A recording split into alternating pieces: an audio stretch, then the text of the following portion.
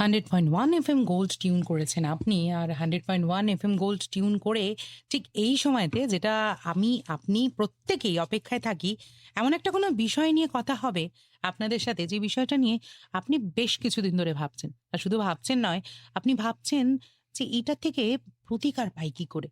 এমন কিছু বিষয় তো সবসময় আমাদের মাথায় ঘোরে, তাই না? একেবারেই তাই। আর আরোগ্য মানেই সেরকম কিছু সমস্যার সমাধান নিয়ে আমাদের প্রত্যেক দিন প্রত্যেক মঙ্গলবার ডাক্তারবাবুরা চলে আসেন।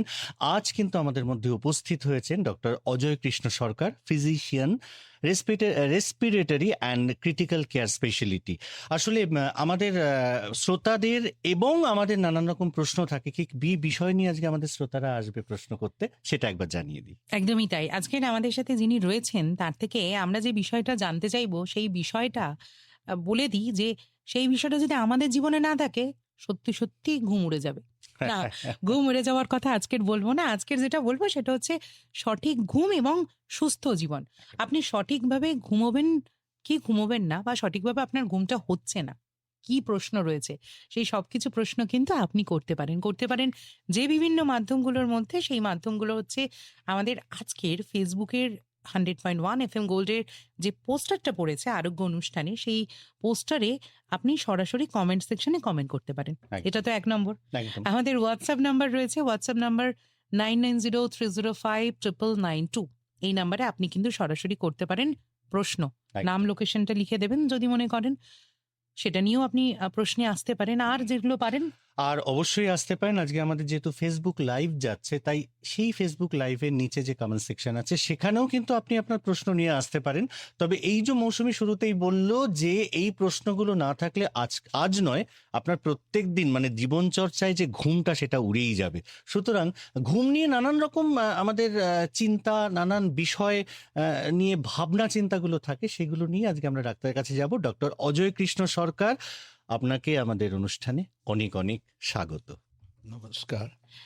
প্রথমেই যেটা জানতে চাইবো, এই যে সঠিক ঘুম যদি না হয়, তাহলে আমাদের ঘুম উড়ে যাওয়ার কারণগুলো কি? মানে আমরা কি সত্যি খুব অসুস্থ হয়ে পড়বো?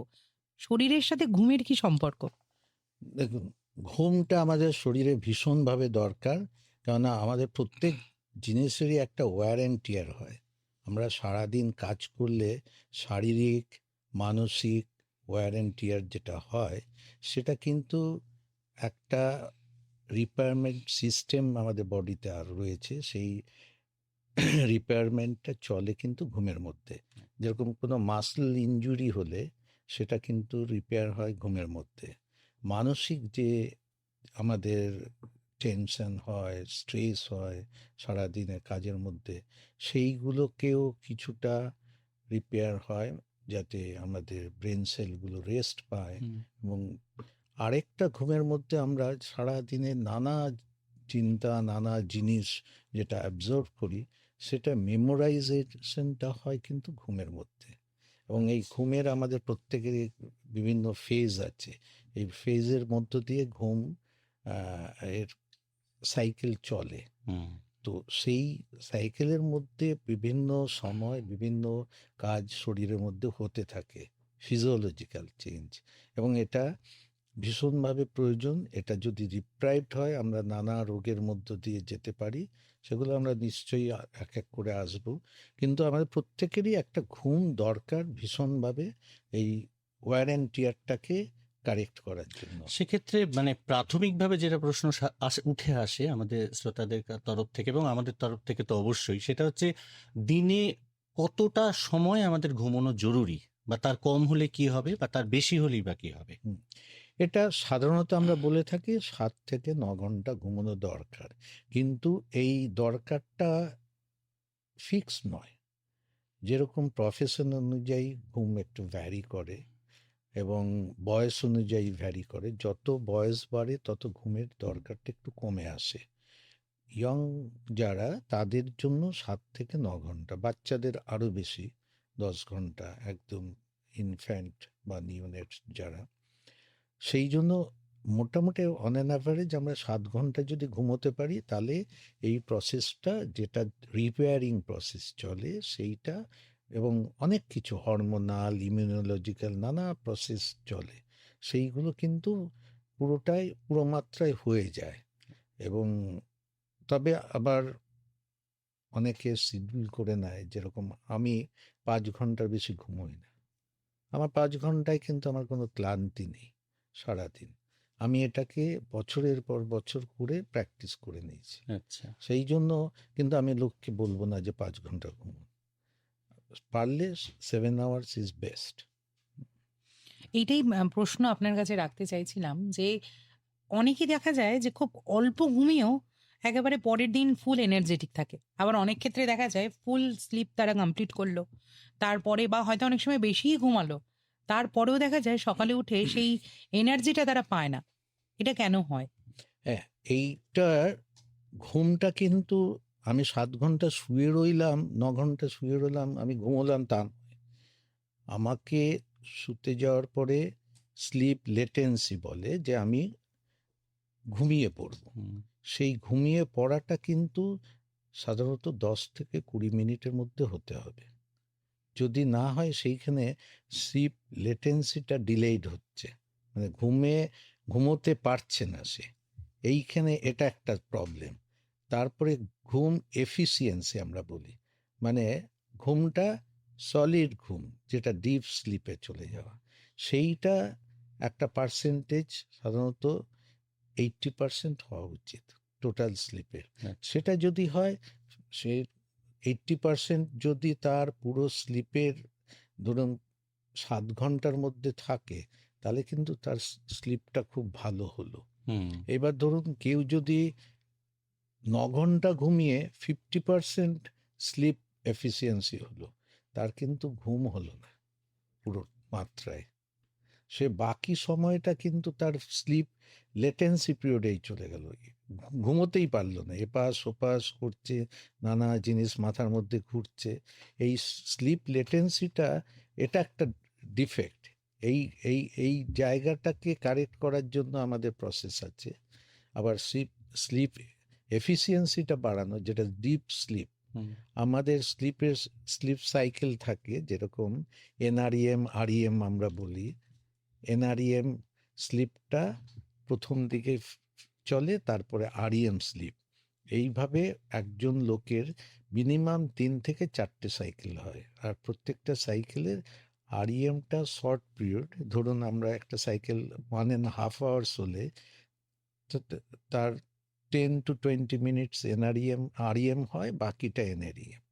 এইভাবে 4টে সাইকেল 1.5 ঘন্টা করে হলে 6 ঘন্টা। এটা মোটামুটি একটা স্লিপ। কিন্তু কারো যদি ধরুন এই স্লিপটায় এই সাইকেলগুলো ডিসরাপ্টেড হয়ে গেল, এবং তার টোটাল 7 আওয়ার্স শুয়ে রইলেন, কিন্তু তার মধ্যে স্লিপ এই সাইকেলগুলো ঠিক যেভাবে হওয়ার ছিল হলো না, এগুলো একটা আমি ডিপে যাচ্ছি। তার মানে সেই স্লিপ ডিসঅর্ডার আমাদের যখন আইডেন্টিফাই করতে হয়, তখন এইভাবে একটু ডিপে যেতে হয় যে তার কোথায় প্রবলেমটা। কেননা প্রত্যেকটা আরইএম স্লিপ আমরা বলি যে যেই সময় আমরা স্বপ্ন দেখি, এবং আমরা ঘুমের মধ্যে অনেকে দেখি যে আমার প্যারালাইজড হয়ে গেছি, হ্যাঁ, হাত পা নড়ছে না, সেইটা হচ্ছে আরইএম স্লিপ। ওই সময় আমরা সব স্বপ্নগুলো দেখি। আর আরইএম ফেজটা খুব ইম্পর্টেন্ট। আমাদের মেমোরিটা তখন তৈরি হয়, মানে যা যা আমরা সারাদিনে ধরুন পড়াশুনো যে করছে, তার পড়াশুনোর সব মেমোরাইজেশনগুলো আরইএম স্লিপে চলে। সে যদি আরইএম স্লিপটা কম হয়, তার কিন্তু সারাদিনের পড়ার অনেকটাই মেমোরাইজড হবে না। তবে ডাক্তারবাবু, একটা কথা আপনি বলছিলেন যে ঘুমের ঘরে প্যারালাইজড, হাত পা অবশ হয়ে যাওয়া, এই বিষয়টা নিয়ে একটুখানি এলাবোরেট করলে ভালো হবে। এটা একটা ঘুমেরই ফেজ, যেটা বললাম আরইএম ফেজে একটা প্যারালাইটিক ফেজ। সেই সময় আমাদের শরীরের মাসলগুলো খুব রিল্যাক্সড থাকে, প্যারালাইজড স্টেটের মতো রিল্যাক্স থাকে, এবং সেটা প্রয়োজন মাসল রিপেয়ারমেন্টের জন্য। এবং মেমোরিটাও আমাদের মেমোরাইজেশন চলতে থাকে, প্রসেসটা ব্রেনের মধ্যে। তো আরইএম স্লিপটা যেরকম ভীষণ ইম্পর্টেন্ট, আমরা এখন কোনো কারণে আরইএম স্লিপটা আমরা রেগুলেট করতে পারি বিভিন্ন মেডিসিন দিয়ে। হ্যাঁ, ধরুন আমি একটু জাস্ট এক্সাম্পল দিচ্ছি। অনেক সময় সিওপি ডিপ্রেশন, যারা ক্রনিক অবস্ট্রাকটিভ পালমোনারি ডিজিজ, তাদের প্রবলেম থাকে শ্বাস প্রশ্বাসে, এবং তাদের যদি প্যারালাইটিক ফেজটা বড় হয়, তারা ঘুমের মধ্যে কার্বন ডাইঅক্সাইডটা এমনিই বেশি থাকে, আরও রিটেন করে গেলে তখন তাদের রেসপিরেটরি অ্যারেস্টও হতে পারে। সেই কারণে এদের যখন আমরা দেখি ব্লাড গ্যাসে যে কার্বন ডাইঅক্সাইড বাড়ছে ঘুমের মধ্যে, তখন আরইএম স্লিপটাকে আমরা একটু ছোট করে দিই একটা ওষুধের দ্বারা, যাতে প্যারালাইটিক ফেজটা কম হয়, যার ফলে রেসপিরেটরি মাসলগুলো যেন রিল্যাক্সড না থাকে বা প্যারালাইজড ফেজে না থাকে। এরকম অনেক মডুলেশন আমরা ঘুমের বিভিন্ন ফেজকে করি, কিন্তু এটা বিভিন্ন কারণে করা হয়। নর্মালি কিন্তু আমরা করতে চাই না। নর্মালি আমাদের যে গড গিফটেড যে একটা সার্কেডিয়ান সাইকেল রয়েছে, সেইটা ভীষণভাবে দরকার শরীরের রিপেয়ারমেন্টের জন্য এবং বিভিন্ন ফাংশনের জন্য, বিভিন্ন হরমোনের জন্য। সেগুলো আমরা পরে ডিসকাস করবো আগে। আমাদের ফেসবুক লাইভে প্রশ্ন এসেছে যাদবেন্দ্র পণ্ডা, জুখিয়া বাজার, কাঁথি, পূর্ব মেদিনীপুর থেকে। তিনি বলছেন যে খুবই প্রাসঙ্গিক বিষয়, সঠিক ঘুম সুস্থ জীবন। তার প্রশ্ন হচ্ছে, সুস্থ জীবন লাভ করার জন্য আহ, রাত্রে কতটা ঘুমের প্রয়োজন এবং রাত্রে ডিনার খাওয়ার কতক্ষণ পরে বিছানায় যাওয়া উচিত? হ্যাঁ, আমরা এই যে ঘুমের একটা স্লিপ হাইজিন ওয়ার্ডটা ইউজ হয়, এটা মানে হচ্ছে যে আমরা কখন খাবো, কতটা খাবো, কি ধরনের খাবার খাবো, ঘুমের জায়গাটা কিরকম হবে। হ্যাঁ, এইগুলো একটা স্লিপ হাইজিন, প্রত্যেকটারই একটা হাইজিনিক ব্যাপার থাকে স্লিপেরও। সাধারণত বলা হয় যে খেলে কি হয় না, দুধের মধ্যে অনেক একটা থাকে যেটা, সেটা অনেক সময় সেরোটোনিন আর মেলানিন তৈরি করতে সাহায্য করে। হ্যাঁ, তো সেই সেরোটোনিন এবং মেলানিনটা আমাদের, মেলানিন ঘুম ইনিশিয়েট করে, সেরোটোনিনটা একটু ঘুমের ডেন্সিটি বাড়ায়। তো গরম দুধে আরেকটা গরম হলে একটু রিফ্রেশিং হয়। অনেকে যেরকম হট বাথ নিয়ে ঘুমোতে চান, এটা একটু গুড হ্যাবিট, কেননা মাসল খুব রিল্যাক্স থাকে হট বাথ নিলে। সেই জন্য ঠান্ডা কিছু না খাওয়াই ভালো। ঠান্ডাটা খুব রিফ্রেশিং, কিন্তু ঠান্ডাটা রিফ্রেশিং হলেও ঘুমটাকে কিন্তু নষ্ট করে দেয়।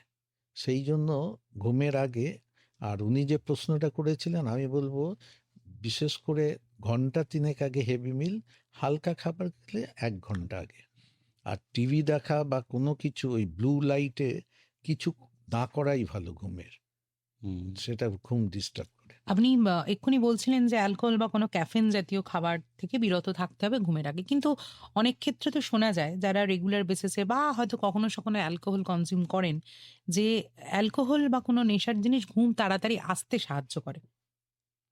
না, এটা না মিথ, একদমই মিথ। কেননা অ্যালকোহল যারা খাচ্ছে, তারা অ্যালকোহল খাচ্ছে না, অ্যালকোহলটা তাদেরকে খাচ্ছে। এতটাই পরিমাণ কনজিউম করছে যে সে ইনটক্সিকেটেড হয়ে যাচ্ছে। ইনটক্সিকেশনে ঘুম যেটা হয় সেটা কিন্তু ঘুম ডিপ্রাইভেশন, তারা কিন্তু বারবার ঘুম থেকে ওঠে। আপনি দেখবেন তাদের সারা দিন, আমি যদি ভালো আমার ঘুম হয়, পরের দিন আমি ফ্রেশ ফিল করব, আমার এনার্জি অনেক বেড়ে যাবে, কিন্তু তাদের সেটা হয় না। তাদের পরের দিনও ড্রাউজি থাকে। হ্যাঁ, একটা স্লিপ ডিপ্রাইভেশনের যা যা সিমটমসগুলো তাদের মধ্যে থাকে, এবং সেটা ঘুমের, কিন্তু তাদের ভালো ঘুম হয় তারা ক্লেম করে, কিন্তু তা নয়। আচ্ছা, একটা প্রশ্ন এসে যায় যে জীবনযাপন এবং অভ্যেস দুটোই একটু অন্যরকম। রাতে দেরি করে ফেরা, মোবাইল, টিভি ইত্যাদি ঘুমের উপর কি ধরনের প্রভাব ফেলে? মানে এগুলোর উপরে যারা ভীষণ অ্যাডিকশনটা বেশি। দেখুন, ঘুমের প্রথম আমি বলছিলাম না একটা ঘুম হাইজিন, হ্যাঁ, সেটা প্রত্যেকেরই একটা শিডিউল করে নেওয়া উচিত, একটা ঘুমের টাইম ঠিক করা উচিত, যে এবং সেটা কাজের দিনেও যেরকম হবে, হলিডেজেও সেই টাইমেই ঘুমোতে হবে। হ্যাঁ, এটা নয় যে আমি শনি রোববার আমার অফ আছে, আমি রাত 12টা 1টা অবধি করলাম, আবার পরের দিন আমি কাজে যেতে হবে 10টায় শুয়ে পড়লাম। এটা নট এ গুড হ্যাবিট। হ্যাবিটটা হবে কিন্তু প্রত্যেক দিন একটা ফিক্সড টাইমে। তার যদি লাইফস্টাইল এরকম হয় যে রাত্রে একটু বেরোতে হবে, আড্ডা মারতে হবে, সে রাত 2টোর সময় ঘুমোলে প্রত্যেক দিন 2টোতেই ঘুমোতে যাবে, এবং তার 7 ঘন্টা ঘুম মানে 2টো থেকে 9টা অবধি তাকে ঘুমোতে হবে। হ্যাঁ, এরকম অনেকেই আছে, তারা কিন্তু পরে কাজটা করছে ঠিকঠাক। আমি ওইভাবে ফ্র্যাগমেন্টেড স্লিপ করে কিন্তু তার লাইফ স্টাইলটা ঠিক হবে না। আচ্ছা, বেশ, কিন্তু এই আপনি যে বললেন যে শনি রোববার ছুটি মানেই তো রুটিন চেঞ্জ করা যাবে না, কিন্তু তাহলে সারা সপ্তাহ কাজের পরে যখন এই শনি রোববার বা বিশেষ করে শুক্র শনিবার, কেননা সোমবার থেকে আবার বেশিরভাগ অফিস যেতে হয়, তো সেই ক্ষেত্রে উইকেন্ডটা যদি কাটানোর জন্য তারা একটু লেট নাইট সিনেমা দেখলো বা লেট নাইট বন্ধুদের সাথে একটুখানি থাকলো, সেই রুটিনটা যদি ফলো না করে, মানে সেইটা না করে কিভাবে মানে সেটা থেকে বাঁচা যায়? না, এখন ধরুন সবকিছুই তো একদম হার্ড অ্যান্ড ফাস্ট নয়। আমি ধরুন মাসে বা 2 মাসে একদিন আমি এই হ্যাবিটটা করলাম যে আমি একটা আউটিং করলাম, বন্ধু বান্ধবের সঙ্গে নাইট শো সিনেমা দেখলাম, আমার রাত হলো। সেটা কিন্তু একদিনের ডিস্টারবেন্স খুব একটা ফিজিওলজিক্যাল চেঞ্জ হবে না। কিন্তু আমি যদি প্রত্যেক উইকেন্ডে এগুলো করতে থাকি, হ্যাঁ, তাহলে কিন্তু সেটা শরীরের পক্ষে ভালো নয়। হুম। এবং তার ফ্র্যাগমেন্টেড স্লিপ হবেই, এবং স্লিপ ডিপ্রাইভেশনের যা যা সাইড এফেক্টগুলো সেগুলো আমরা ডিসকাস করব, সেগুলো কিন্তু হবেই। কথা প্রসঙ্গে একটা কথা প্রায়শই শোনা যায় যে দিবা নিদ্রা ভালো না, মানে দিনের বেলার ঘুম। এবার আপনি বলছেন যে কেউ যদি দুপুর 2টোয় ঘুমোতে যায় তাহলে সেক্ষেত্রে 7-8 ঘন্টা যদি মেনটেন করে তাহলে তো দিনের অনেকটা, মানে সকালের অনেকটা সময় ঘুমানোর জায়গাতে চলে যাচ্ছে, সেক্ষেত্রে সমস্যা হতে পারে। না, সমস্যা নয়। ধরুন যারা নাইট শিফট করে হুম। তাদের তো সারা রাত্রি জেগে থাকতে হচ্ছে, তো তাদের তো ঘুমোতে হবে। ঘুমটা আমি তো বলেছি যে এটা আমাদের বডির ওয়্যার অ্যান্ড টিয়ারটাকে রিপেয়ার করার জন্য লাগবে। এবার সে যদি নাইট শিফট থাকে রাত 10টা থেকে ভোর 6টা বা 8টা, হুম। আমাদের যেরকম নার্সিং স্টাফ এদের এগুলো নাইট শিফটিংটা ভীষণভাবে করতে হয়, ডাক্তারদেরও করতে হয় যারা জুনিয়র ডক্টর, তাদের কিন্তু দিনের বেলা একটা করে নিতে হবে যে নাইট যখন করছে তার কিন্তু ফ্রিকোয়েন্ট নাইট হচ্ছে পরপর 2 সপ্তাহ বা 1 সপ্তাহ বা 3 সপ্তাহ বা একটা পুরো মাস, তারপর সেই মাসে এসে কিন্তু দিনের বেলা একটা স্লিপ টাইম করে নিতে হবে তাকে 6 ঘন্টার। সেটা 10টা থেকে 4টে করুক বা 2টো থেকে 7টা করুক, হুম। সেরকম যেভাবেই হোক এটা কিন্তু করতে হবে। আর এটা দিবানিদ্রা নয়, সেই ঘুমের জায়গাটা কিন্তু অন্ধকার করতে হবে, সেখানে সাউন্ড থাকবে না, হ্যাঁ, কোনো নয়েজ থাকবে না, যেটা আমরা রাতে করি। কেননা অন্ধকারে আমাদের মেলাটোনিন সিক্রেশন হয়। অন্ধকার মেলাটোনিন একটা হরমোন যেটা পিনিয়াল বডি থেকে সিক্রেট হয় এবং সেটা আমাদের ইনিশিয়েট করে ঘুম। আজকাল আমরা যাদের ঘুম হয় না দিই মেলাটোনিন, অ্যালটোনিল বলে একটা ট্যাবলেট, তাদের এই ঘুমের ইনিশিয়েট করার জন্য অনেকেরই মেলাটোনিন থাকে। এই দমদম ঘুমের থেকে দমদম ক্যান্টনমেন্ট থেকে সীমা দাস ঠিক এই প্রশ্নটাই করেছিল যে শোবার ঘর কি অন্ধকার, ঠান্ডা এবং শান্ত রাখা প্রয়োজন। আশা করি সীমা দাস অ্যান্সারটি পেয়ে গেছেন। এই আপনি বলছিলেন ঘুমের ওষুধের কথা, এবারে যাই যে অনেকেই আছেন যারা ঘুমের ওষুধ ছাড়া ঘুমাতে পারেন না, বা ডক্টরের প্রেসক্রিপশন অনুযায়ী তারা ঘুমের ওষুধ খান। তো এই ঘুমের ওষুধ দীর্ঘদিন খাওয়ার ফলে কি তাদের শরীরে কোনো সাইড এফেক্ট হয়? দেখুন, ঘুমটা দরকার। এবার কখন ডক্টরের কাছে যেতে হবে ঘুমের? ঘুম তো ডিপ্রাইভেশন আমাদের প্রত্যেকেরই জীবনে নানা কারণে হয়। হ্যাঁ, বিভিন্ন, ধরুন আপনার একটি খারাপ খবর শুনলেন, শোনার পরে ঘুমটা আসতে চায় না, সেই রাতটা হয়তো সারা রাত্রি আপনি ঘুমোতে পারলেন না, সেটা কিন্তু রোগ নয়। হ্যাঁ, এটা নর্মাল ফিজিওলজিক্যাল চেঞ্জ। কিন্তু আমি যদি 4 সপ্তাহ কন্টিনিউয়াস ঘুমোতে না পারি, এই তখনই একজন এরকম 4 to 6 weeks এর ঘুমের ডিস্টারবেন্স হলে they should seek doctor's advice.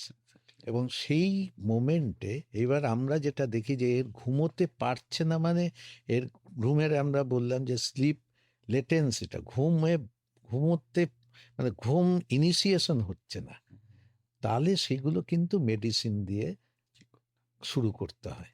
করে এইবার ইনিশিয়েশন হয়ে যাওয়ার পরে তার কিন্তু প্রলং স্লিপ নাও হতে পারে। সে আর্লি মর্নিং অ্যাওয়েকেনিং হয়ে যাচ্ছে, সে ঘুমোচ্ছে ওষুধ খেয়ে 10টায়, কিন্তু বলছে ডাক্তারবাবু আমি তো 4টের সময় জেগে যাচ্ছি রোজ। হ্যাঁ, তার কিন্তু স্লিপ ডিউরেশনটা মানে স্লিপ এফিসিয়েন্সিটা কিন্তু ওই ওষুধে হচ্ছে না। তখন আমাদের মেডিসিনটা একটু চেঞ্জ করতে হয়।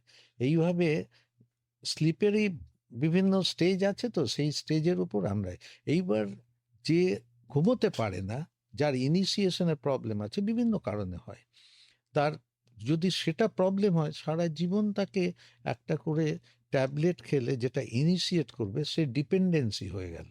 হলো, কিন্তু তার তো ওয়্যার অ্যান্ড টিয়ার গুলো কারেক্ট হবে, ঠিক। ইভেনচুয়ালি সে কিন্তু ভালোই থাকবে। কিন্তু আমি ওষুধ খাবো না, অচ্যুত হয়ে যাব, ঘুমের ওষুধ খেলে আমি হ্যাবিট ফর্ম করে যাবে। আমি তাদেরকে বলি যে হ্যাবিট কি, রোজ দাঁত ব্রাশ করা তো হ্যাবিট, এটা কি আপনি করবেন না? যে হ্যাবিটটা ভালো, আপনার ঘুম না হলে তখন ওষুধ খেয়ে ঘুমানোটা একটা হয়তো ভালো হ্যাবিট, সেটা করতে হবে। বেশ। আচ্ছা, আমাদের একজন বন্ধু প্রশ্ন পাঠিয়েছেন, শ্রোতা তপন কুমার সরকার বেলিঘাটা থেকে লিখেছেন, ঘুম কম হওয়ার কারণে কি হারপিক হতে পারে? এটা কি ঠিক প্রশ্ন হলো? হারপিস। হারপিস। হারপিস, হুম, হুম। হুম, হারপিস দেখুন ঘুমের সঙ্গে রিলেটেড নয়। হারপিস হচ্ছে যে দুরকম হয়, হারপিস জস্টার, হারপিস লেবিয়ালিস, বা সিম্পল যেটা হারপিস আমাদের ঠোঁটে হয়, সেটা যে কোনো স্ট্রেস রিলেটেডের সঙ্গে হতে পারে। হ্যাঁ, সেটা ঘুম যদি আপনার ডিপ্রাইভেশন স্ট্রেস রিলেটেড হয় তাহলে হারপিস হতে পারে, কিন্তু ঘুম ডিপ্রাইভেশন যদি অন্য কোনো কারণে হয়, নট স্ট্রেস রিলেটেড, তাহলে কিন্তু হারপিস ঠোঁটে হবে না। আর হারপিস জস্টার যেটা ভীষণ পেইনফুল, সেটা অ্যাকচুয়ালি চিকেন পক্স থেকে হয়। চিকেন পক্স ভাইরাস, যাদের অনেক আগে চিকেন পক্স হয়েছিল কিন্তু ভাইরাসগুলো নার্ভ রুটের থেকে যায়, তাদের কিন্তু যে কোনো সময়, ধরুন আমার ছোটবেলায় চিকেন পক্স হয়েছে, আমার বুড়ো বয়সে হারপিস হতে পারে। যার জন্য আজকাল ভ্যাকসিন বেরিয়েছে সিঙ্গেলসের, এটাকে সিঙ্গেলস বলে, এগুলো প্রিভেন্ট করার জন্য। আরেকটা প্রশ্ন এসে যায়, যারা একটু পড়াশোনার মধ্যে থাকে, রাতের দিকে একটু পড়াশোনা করতে হয় অনেক সময়, মানে এটা কথা প্রসঙ্গে বলে যে একটু চা বা কফি খেয়ে নে তাহলে ঘুমটা আসবে না, কিন্তু তার পরবর্তীতে যখন সে ঘুমোতে যাচ্ছে, এই চা বা কফি খাওয়ার কারণে কি তার কোনো ব্যাঘাত ঘটছে, যাতে পরবর্তী দিনের ক্ষেত্রে দিন যাপনটা তার ক্ষেত্রে সমস্যার কারণ হয়ে পড়তে পারে? ক্যাফিন তো ডেফিনেটলি ঘুমের ব্যাঘাত ঘটায়। কিন্তু শীতকালে যারা কফি খেতে চায় তারা মানে লাস্ট কখন কফিটা খাবে, মানে দেখুন, ঘুমের আপনি কতক্ষণ আগে? যদি থিওরিটিক্যালি কোথাও একটা দেখেন লিটারেচার, তাহলে বলবে যে আপনি সন্ধ্যের পরে কফি খাবেন, এটা আচ্ছা। বলে। কিন্তু তাহলে কফি স্টলগুলো, কফি এখন তো পাড়ায় পাড়ায় খুলে গেছে, সন্ধ্যের পরে তো প্রচুর লোক খাচ্ছে। হুম, হ্যাঁ, এখন কফি আবার অনেক রকম হয়, ডি ক্যাফিন কফি, মানে ক্যাফিনটাকে বাদ দিয়ে কফি হয়, সেই কফিটা আজকাল বেরিয়ে গেছে। যে আপনাকে নেশাটা, কফি খাওয়ার একটা নেশা আছে, এই নেশাটা অনেকেরই আছে, সেই, কিন্তু সেটা ক্যাফিনটা না খেয়ে, হুম। ক্যাফিন বাদ দিয়ে কফি হয়, সেই রকম যদি কফি খাওয়া যায় খাবে, কোনো অসুবিধা নেই। বেশ। নাইট ডিউটি যারা করে তাদেরকে নিয়ে কিছুটা আপনি বলছিলেনই, কিন্তু যারা বিভিন্ন শিফটে ডিউটি করে, মানে ধরুন কখনো সকালে ডিউটি করছে, কখনো আবার রাতের ডিউটি হচ্ছে, এই শিফটিংটা যখন যাদের থাকে অফিসে, আহ, তাদের ক্ষেত্রে এই ঘুমের রুটিনটা মেনটেন করাটা মানে ঠিক কিভাবে দরকার? এটা খুব ডিফিকাল্ট তাদের পক্ষে, কেননা প্রথম ধরুন আপনি পরপর নাইট করলাম, সকালে এসে বললেই তো ঘুমানো যায় না, ঘুমানোর একটা এনভায়রনমেন্ট তৈরি করতে হয়। সেই, এবং এই এনভায়রনমেন্টটা কিন্তু যেরকম রাতে আমরা ঘুমোই ডার্ক একটা রুমে, কোনো রকম সাউন্ড হুম, হুম। থাকবে না, দিনের বেলা সাউন্ডলেস করাটা খুব ডিফিকাল্ট, কিন্তু করতে হয়, করলে কিন্তু সে একইভাবে ঘুমোতে পারবে। এবং যে এটা প্র্যাকটিক্যালি নাইট শিফটেই এফেক্টেড হয়, কেননা আমাদের প্রত্যেকেরই স্লিপ সাইকেল থাকে, একটা বায়োলজিক্যাল ক্লক আমাদের শরীরে আছে। সেই রাত্রিবেলায় আমাদের মেলাটোনিন অন্ধকারের মধ্যে বেরোবে, আমরা ঘুমোবো। এবার যদি আমি সারা রাত্রি একটা ব্রাইট লাইটে থাকি, তাহলে কিন্তু আমার ঘুম আসবে না। সেটা কিন্তু একটাই কারণ, যে আমার মেলাটোনিনটা সিক্রেট করছে না, সিক্রেশনটা হচ্ছে না, সেই কারণে ঘুম ঘুম হয়তো পাবে কিন্তু আমি ঘুমোতে পারবো না। হুম, ঘুম পাচ্ছে সেটা কিন্তু আমার টায়ার্ডনেস থেকে, আমার শরীর দিচ্ছে না, কিন্তু আমি স্লিপ সাইকেলের মধ্যে ঢুকতে পারবো না। হুম। ঢুকতে গেলে আমাকে ওই হরমোনটা রিলিজ হতে হবে, আমার ব্রেন সেলগুলোকে ওই ফেজের মধ্যে যেতে হবে। সংঘমিত্রা ঘোষ কাকিনাড়া ভাটপাড়া থেকে যে প্রশ্নটি পাঠিয়েছেন তার উত্তর ডাক্তারবাবু দিয়ে দিয়েছেন, তবু আরেকবার জানিয়ে দিই। লিখেছেন, মানুষের দিনের বেলার ঘুম শরীর কতটা সুস্থ রাখে, এই বিষয়টা নিয়ে একবার আলোচনা হয়েছে। মানে আমরা বাঙালি তো ভাত খাওয়ার পর একটা ভাত ঘুম না দিলে এটা খুব ভালো প্রশ্ন, কেন এটা নিয়ে দেখুন, দিনের বেলা একটা পাওয়ার ন্যাপ বলে কথা আছে। What is power nap? মানে আমরা প্রত্যেকেই যদি টায়ার্ড লাগে কাজ করতে করতে, তখন যদি 20 মিনিট, লেস দেন 20 মিনিটস আপনি রেস্ট নিয়ে দিলেন বা একটা জাস্ট স্লিপের মতো, হ্যাঁ, সেটা কিন্তু ঘুমটা পুরো সাইকেল হবে না, কিন্তু আপনি একটা রেস্ট নিলেন, এটাকে পাওয়ার ন্যাপ বলে। কিন্তু দিনের বেলা আপনি যদি 2-3 ঘন্টা ঘুমিয়ে নেন, তাহলে কিন্তু রাতের ঘুমটা ঠিকভাবে হবে না। এটা সেই জন্য অনেকে বলে ঘুম হচ্ছে না, তাদেরকে আমরা বলি যে আপনি দুপুরে ঘুমান, বলছে হ্যাঁ খেয়ে তো ঘুমোতে হয়। দুপুরে ঘুমোটা বন্ধ করে দিন, দেখবেন আর রাতে ঘুমোতে পারবেন। এবং এই ঘুমটা তো আমাদের একটা রিকোয়ারমেন্ট, এবং এই রিকোয়ারমেন্টের একটা টাইম ফ্রেম আছে। এই টাইম ফ্রেমটা আমি যদি ফ্র্যাগমেন্ট করি নিজে, তাহলে আমি সকালে ঘুমোলাম, দুপুরে ঘুমোলাম, রাতেও ঘুমটা ফ্র্যাগমেন্টেড হবে। আমি মানে মৌসুমী আর কল্পলাল যেমন রয়েছি, ঠিক তেমনই আমাদের সাথে কিন্তু ডক্টর অজয় কৃষ্ণ সরকার রয়েছেন, physician, respiratory and critical care specialist. তার থেকে আজকের আমরা জেনে নিচ্ছি খুব ক্রিটিক্যাল ব্যাপার, মানে ক্রিটিক্যাল ব্যাপার মানে ঘুমের ব্যাপার, যেটা না হলে আমার আপনার জীবন একেবারে দুর্বিষহ হয়ে ওঠে। আর সেই ঘুমের মানে বিভিন্ন ধরনের প্রশ্ন ফেসবুক লাইভে আছে, হোয়াটসঅ্যাপে আছে এবং আমাদের মধ্যেও রয়েছে, একদম। সবকিছুতেই যাব। সৌভিক দাস হাওড়া থেকে হোয়াটসঅ্যাপে প্রশ্ন করেছেন, লিখেছেন, সেট্রিজিন ট্যাবলেট খেলে খালি ঘুম পায়, ঝিমুনি আসে সব সময়, এই ওষুধটি 2 দিন অন্তর খাওয়া কি ভালো? ডাস্ট অ্যালার্জি থাকার কারণে এটি খেতে হয়। আর ঘুম কম হওয়ার কারণে কি নার্ভের সমস্যা বা ভুলে যাওয়ার সমস্যা হয়? হ্যাঁ, আপনার 3টে প্রশ্ন আছে। সেট্রিজিন, এটা সেডেটিভ এফেক্ট আছে, এটা অ্যান্টিহিস্টামিনিক। সব অ্যান্টিহিস্টামিনিকে আগে সেডেটিভ এফেক্ট ছিল, আজকাল কিছু অ্যান্টিহিস্টামিনিক বেরিয়েছে যেটায় সিডেশন হয় না। আপনার যদি অ্যান্টিহিস্টামিনিক খেতে হয় তাহলে আপনি ওই গ্রুপটা খাবেন। বিলাস্টিন বলে বা প্রোলাস্টিন, বাজারে অনেক ট্যাবলেট এই নামে আছে। সেকেন্ড প্রশ্ন হচ্ছে যে আপনি বলছেন 2-3 দিন বাদে বাদে খাওয়া যায় কিনা। এটা যাদের প্রয়োজন হয়, এরকম আমার 2-1 পেশেন্ট আছে যারা বছরের পর বছর খাচ্ছে, তাদের অ্যান্টি অ্যালার্জি খেতেই হয়, নালে শরীরে এত ইচিং হয়, এত ইরাপশন হয় যে তারা একদিনের জন্য বাদ দিতে পারে না, কিন্তু তারা ভালোই আছে। এটা হচ্ছে যে আপনার বডির কি সিমটম, তার জন্য কি দরকার তার উপর ডিপেন্ড করে। এখন আমার কিছু নেই, আমি যদি রোজ এই ট্যাবলেটটা খাই, তাহলে এফেক্টটা তো হচ্ছে না, সাইড এফেক্টটাই হবে। কিন্তু যাদের এফেক্টটা দরকার, তখন সাইড এফেক্টটা নালিফাইড হয়ে যায় মোস্টলি। থার্ড পয়েন্ট আপনি বলেছেন যে কি কোশ্চেন? ঘুম কম হওয়ার কারণে কি নার্ভের সমস্যা? হ্যাঁ, ভুলে যাওয়ার এইটাই। সমস্যা? ঘুম কম হলে আমি প্রথমেই বলেছিলাম যে ঘুমের প্রত্যেকটা ফেজে আমাদের শরীরে বিভিন্ন রকম ওয়্যার অ্যান্ড টিয়ার এবং বিভিন্ন হরমোনাল, ইভেন ইমিউন সিস্টেমটা অ্যাক্টিভেটেড হয় এনআরইএম স্লিপের সেকেন্ড অ্যান্ড থার্ড ফেজে। তো আমার ইমিউনিটি যদি কমে যায়, ইনফেকশন বাড়বে। আমার যদি আরইএম স্লিপ কমে যায়, মেমোরিটা আমি মেমোরাইজেশন করতে পারবো না, তাহলে তো আমার শরীরের মনের দিক থেকে অনেক কিছুই এফেক্টেড হবে।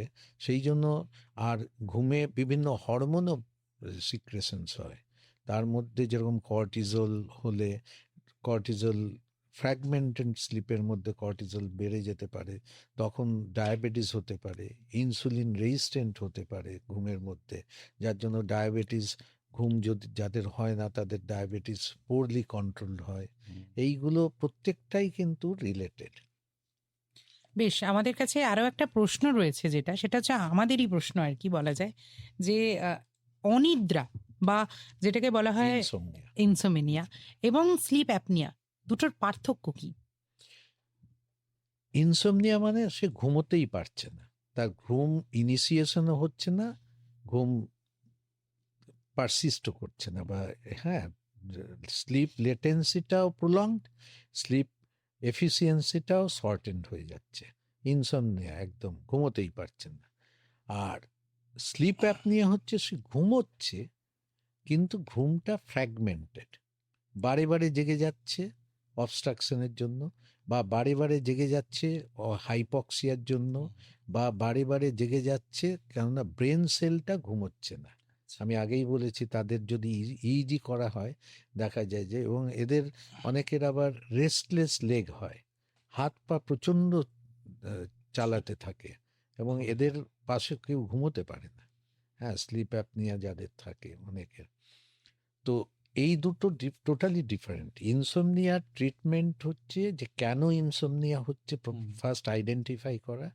যদি কারণ, তার অনেক কারণ থাকে, সেই কারণগুলো আইডেন্টিফাই করে তার ট্রিটমেন্ট এবং সঙ্গে সিমটোমেটিক রিলিফ দেওয়া। ফার্স্ট আমরা যে কোনো ডিজিজের ট্রিটমেন্ট করলে তাকে আগে রিলিফ দেওয়া প্রবলেম থেকে, এবং কজটাকে ট্রিটমেন্ট করা। শুধু রিলিফ দিলে, কজটা ট্রিটমেন্ট না করলে তো তাকে সারা জীবন ওই ওষুধ খেয়ে যেতে হবে। সেই জন্য ইনসমনিয়ার মানে আমাদের প্রত্যেকেই আমরা চেষ্টা করি কারণটা খুঁজে বের করার, এবং তার বিভিন্ন কারণ থাকে। তার ফিজিক্যাল কারণ থাকতে পারে, মেন্টাল কারণ থাকতে পারে, সাইকোলজিক্যাল কারণ থাকতে পারে, নানা রকম কারণ থাকতে পারে, বিহেভিয়ারাল প্রবলেম থাকতে পারে। সেইগুলো দেখে তার ট্রিটমেন্ট। অনেকের ইনসমনিয়ার ট্রিটমেন্টের জন্য আমাদের সাইকিয়াট্রিস্টের কাছে পাঠাতে হয়। হ্যাঁ, সেরকম। আর অবস্ট্রাকটিভ স্লিপ অ্যাপনিয়া একদম ডেফিনিট কারণ, যে তার অবস্ট্রাকশনটা whether it's a physiological obstruction or it's anatomical obstruction হলে তাকে কারেকশন করতে হবে সার্জিক্যাল। আর ফিজিওলজিক্যাল অবস্ট্রাকশন হলে তাকে আমরা এই মেশিন দিয়ে করি, এটাই এখন বেস্ট ট্রিটমেন্ট। কিন্তু কিছু কিছু পেশেন্ট আছে যারা মেশিন টলারেট করতে পারে না, তারা দিলে পর তারা মেশিনটা দিয়ে কিছুতেই ঘুমোতে পারছে না, ছুঁড়ে ফেলে দেয়। এরকমও দু একজন থাকে। তখন তাদের বিভিন্ন রকম চেষ্টা করা হয়। ফার্স্ট ওবেসিটি থাকলে ওবেসিটিটা কমানোর যত রকম, আজকাল তো অনেক মেডিসিন বেরিয়ে গেছে, ভালো ভালো মেডিসিন। হ্যাঁ, সেই ওবেসিটির সেগুলো একটু এক্সপেন্সিভ। সেকেন্ড হচ্ছে তাদের ওই বিভিন্ন পয়েশ্চারে ঘুমোতে বলা হয়। থার্ড, তাদের একটা ডিভাইস, ম্যান্ডিবুলার ডিভাইস বলে, মুখের ভিতরে দিয়ে যাতে টাংটা ফল ব্যাক না করে। হ্যাঁ, সেরকম বিভিন্ন নামে আছে, একটা অক্সফোর্ড ম্যান্ডিবল ডিভাইস বলে পাওয়া যায়, সেইগুলো দিয়ে আমরা চেষ্টা করি। কিন্তু অনেক ক্ষেত্রে এগুলো কোনোটাই কাজ করল না, তখন তাদের সত্যিই প্রবলেম হয়। হ্যাঁ, তাদের দুই একজন এরকম থাকে, সবাই নয়। মেজরিটি কিন্তু এই মেশিনে খুব ভালো ঘুমোয়। আজকাল মেশিনের নানা রকম টাইপ বেরিয়ে গেছে। আগে আমরা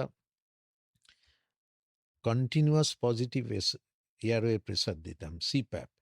এখন সেটার নানা রকম বেরিয়েছে, যে মানে অটোমেটিক ওটা করে কি, আমাদের শরীরের তো ইন্সপিরেশন আমি এয়ারটা ঢোকাচ্ছি, এক্সপিরেশনে এয়ারটা বের করব।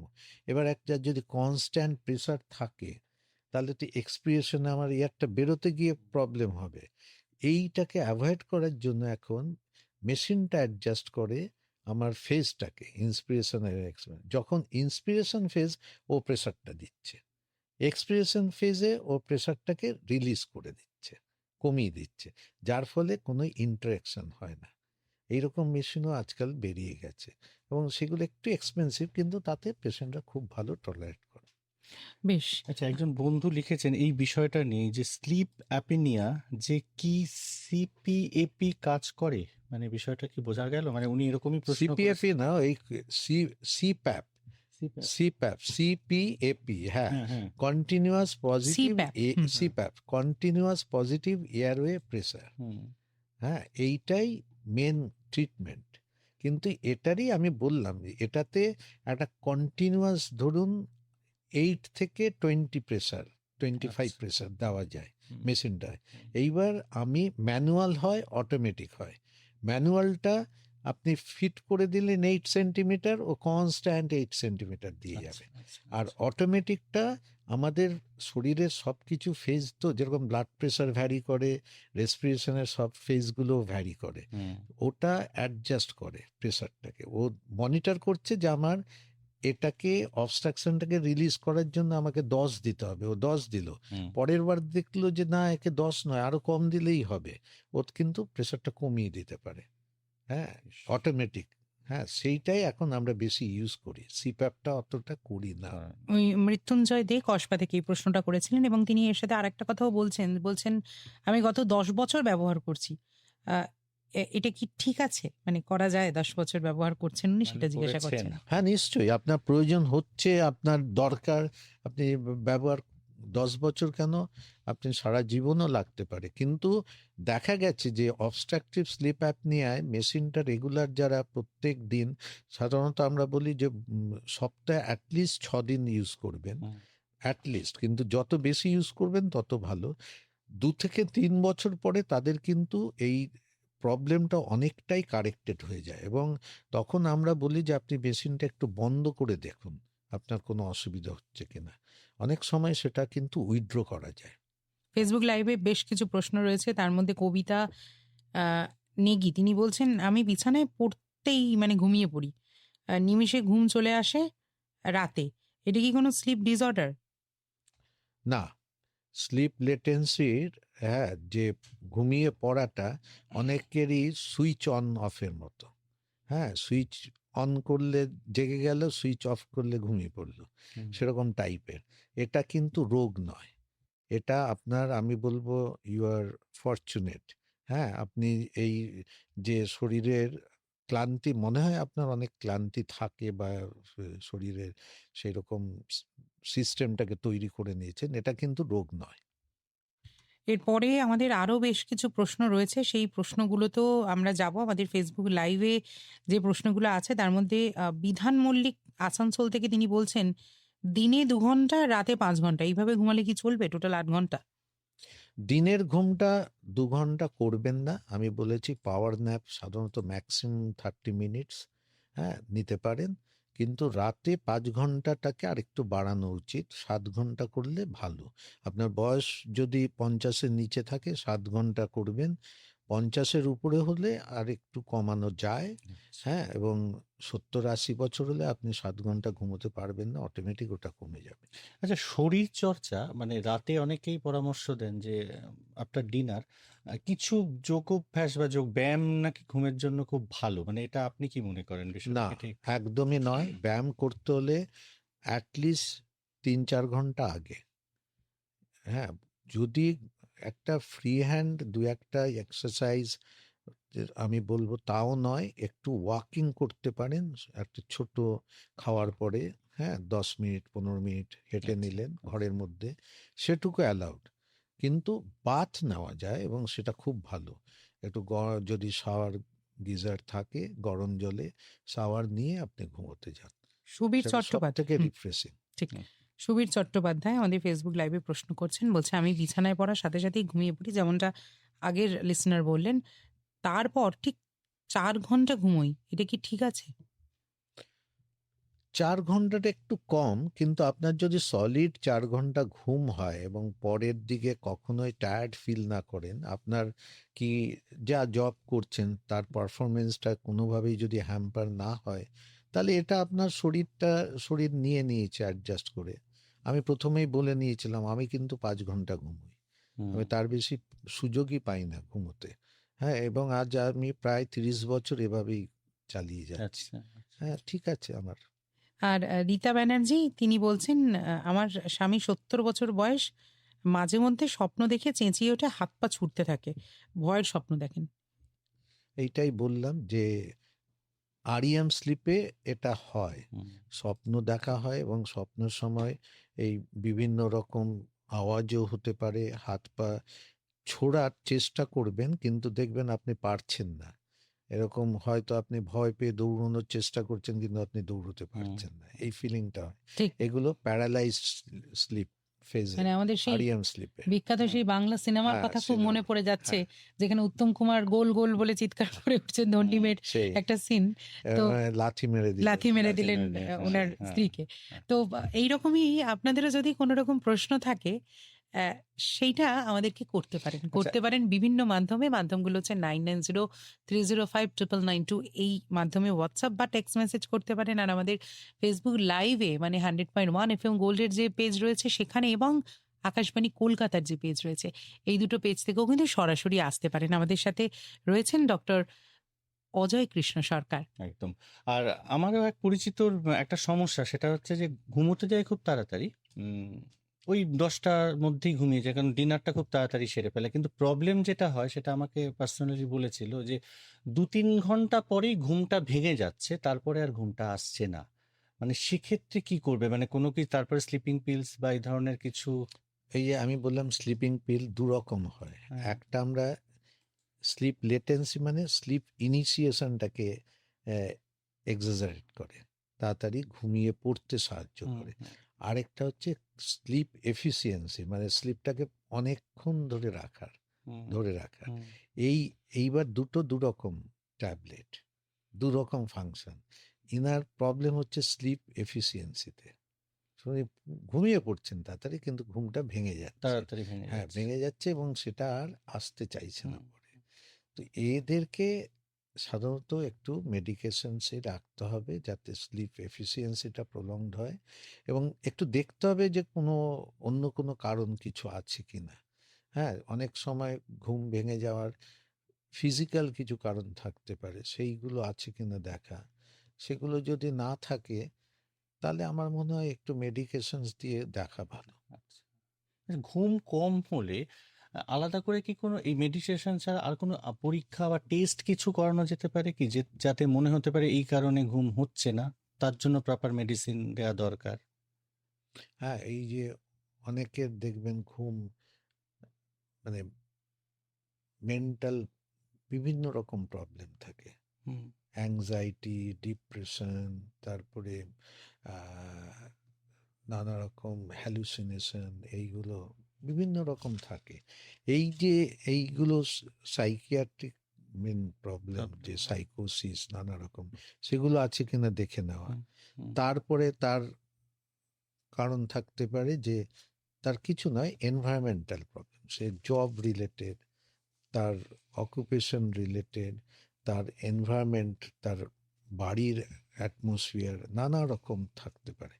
এইগুলো কিছু প্রেসিপিটেট করেছে কিনা, সেই কারণগুলো যদি পাওয়া যায় গুড হিস্ট্রি থেকে, এবং তারা যদি কোঅপারেট করে, ঠিক কারণটা বেরিয়ে আসে। এবার সেই কারণটাকে অ্যাড্রেস করলেই কিন্তু মেজরিটি ক্ষেত্রেই এই হয়তো ইনিশিয়েট করতে হয় ঘুমটা একটু মেডিসিন দিয়ে, কিন্তু উইথড্র করা যায় ড্রাগটাকে। হ্যাঁ, কিন্তু যাদের এইরকম কোনো কারণ নেই তাদের মেজরিটি হচ্ছে সাইকোটিক কিছু প্রবলেম থাকে। হ্যাঁ, আমার মনে হয় সেইখানে একজন ভালো নিউরোসাইকিয়াট্রিস্টের অ্যাডভাইস নেওয়া উচিত। বেশ, আমাদের আরো বেশ কিছু প্রশ্ন রয়েছে। যেমন ধরুন, আমরা অনেক ক্ষেত্রেই শুনি বা বেশিরভাগ ক্ষেত্রেই শুনি যে স্ট্রোক বা হার্ট অ্যাটাক অনেক সময় ভোর রাতে হয় ঘুমের মধ্যে। তো ঘুমের সাথে এই স্ট্রোক বা হার্ট অ্যাটাকের সম্পর্কটা ঠিক কি? ভালো ঘুম হলে স্ট্রোক হার্ট অ্যাটাক হবে না। ফ্র্যাগমেন্টেড ঘুম হলেই তখন তার এই প্রবলেমগুলো হবে। কারণ আমি বলেছি ফ্র্যাগমেন্টেড ঘুমে আমাদের ব্লাড প্রেশার বেড়ে যায়, আমাদের সুগার আনকন্ট্রোলড হয়ে যায়, আমাদের যত রকম হরমোনস যেরকম, হ্যাঁ, গ্রোথ হরমোন ঘুমের মধ্যে বেরোয়, সেগুলো হিলিংয়ে কাজ করে, কিন্তু গ্রোথ হরমোনটা বেরোতে পারে না আমাদের। তারপরে বিভিন্ন স্টেরয়েড হরমোনস বেরোয়, সেগুলো ইন্টারাপ্টেড হয়, যার ফলে তখন ভাস্কুলার ইনফ্লামেশনটা বেড়ে যায়। এটা ক্রনিক। এই স্লিপ ডিপ্রাইভেশন যদি অ্যাকিউট হয় তাহলে কিন্তু হার্ট অ্যাটাকটা সহজ ঝট করে হয় না, কিন্তু ক্রনিক স্লিপ ডিপ্রাইভেশন যাদের থাকে, অনেক দিন ধরে স্লিপের সমস্যা, তাদের কিন্তু এই হার্ট অ্যাটাক, স্ট্রোক এগুলো হওয়ার চান্স থাকে।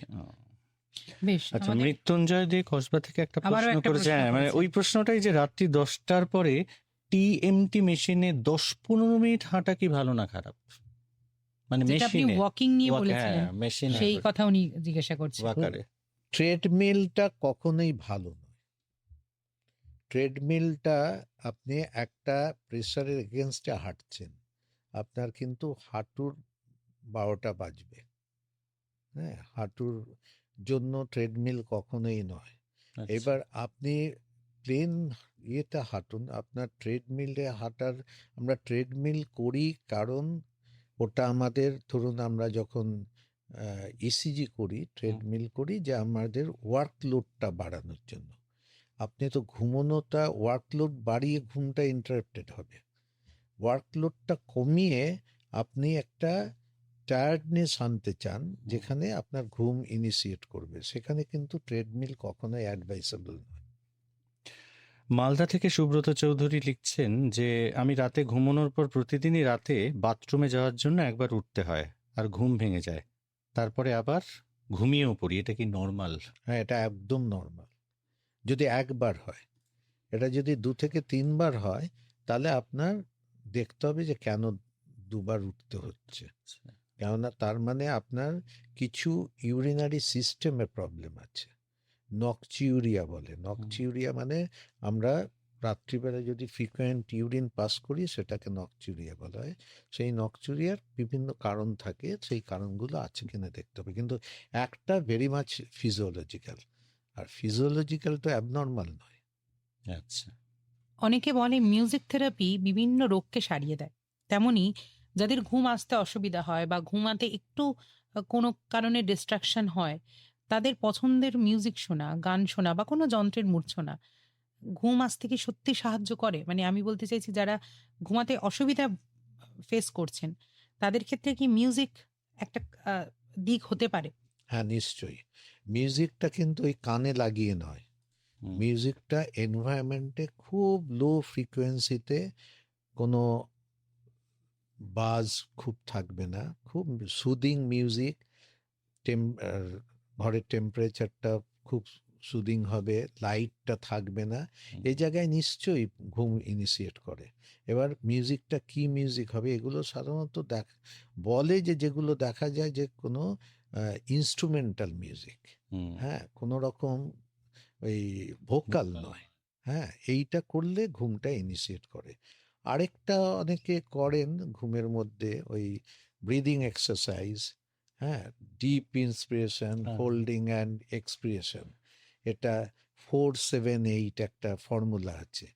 4 সেকেন্ড ইন্সপিরেশন নিয়ে হ্যাঁ। 7 সেকেন্ড হোল্ড করে 8 সেকেন্ড এক্সপিরেশন করা। এটা একটা 4-7-8 একটা ফর্মুলা আমরা বলি। এইটা করলে অনেক সময় ইনিশিয়েট হয়। আচ্ছা। আমাদের ফেসবুক লাইভে একটা প্রশ্ন রয়েছে। গত কয়েক বছর ধরে আমি প্রতিদিন রাত্রে স্বপ্ন দেখি। সবসময় সেগুলো খুব খারাপ হয় তা নয়, কিন্তু স্বপ্নহীন গভীর ঘুম আমার খুব কম হয়। কি করতে পারি? যিশু দেবনাথ। হ্যাঁ, এটা আমি মাঝে ডিসকাসও করেছি যে আরইএম স্লিপেই আমরা স্বপ্ন দেখি। এবার আরইএম স্লিপটা যদি ফ্রিকোয়েন্ট হয়, মানে বেশিটাই আরইএম স্লিপের সাইকেলটা নিচ্ছে, তখন কিন্তু আপনার শরীরে ক্ষতি হবে। সেক্ষেত্রে আমরা আরইএম স্লিপটাকে ট্রাঙ্কেট করতে পারি, ছোট করে দিতে পারি। তার জন্য এই ট্রাইসাইক্লিক অ্যান্টি ডিপ্রেসেন্ট গ্রুপের ড্রাগটা আমরা ইউজ করি। হ্যাঁ, ওই ওই গ্রুপের ড্রাগটা দিলে আরইএম স্লিপটা ছোট হয়ে যাবে। যার ধরুন 1 ঘন্টা চলছে, সেটাকে আমি 10 মিনিট করে দিতে পারি। তাহলে তার এই ফেজটা থাকবে না, এই ফ্রিকোয়েন্ট স্বপ্ন দেখা বা এই প্রবলেমগুলো চলে যাবে। আচ্ছা।